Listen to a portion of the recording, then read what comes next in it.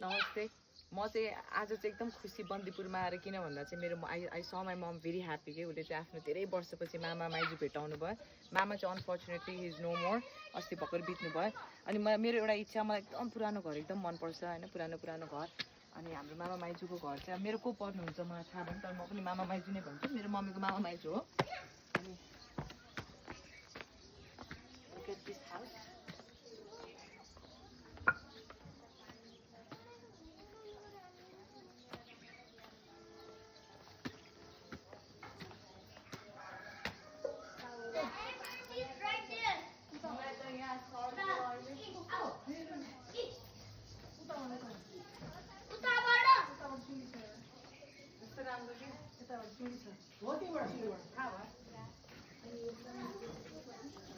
मलाई यस्तो घर साह्रै मनपर्छ गाई साँच्चै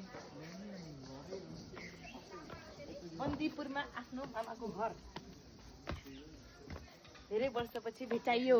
लोकल घर त्यही पनि रामभेरी ह्याप्पी मलाई कस्तो मन पर्यो यो घर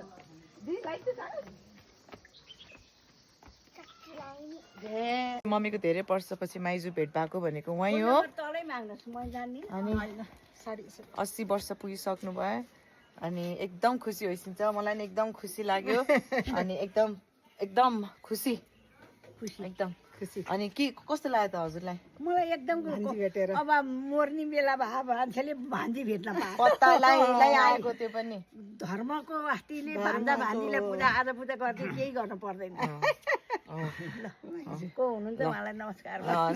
थ्याङ्क यू सबैजनालाई थ्याङ्क यू हामी एकदम खुसी छौँ आज त्यही भएर अब धेरै भिडियो पनि नबनाउने थ्याङ्क यू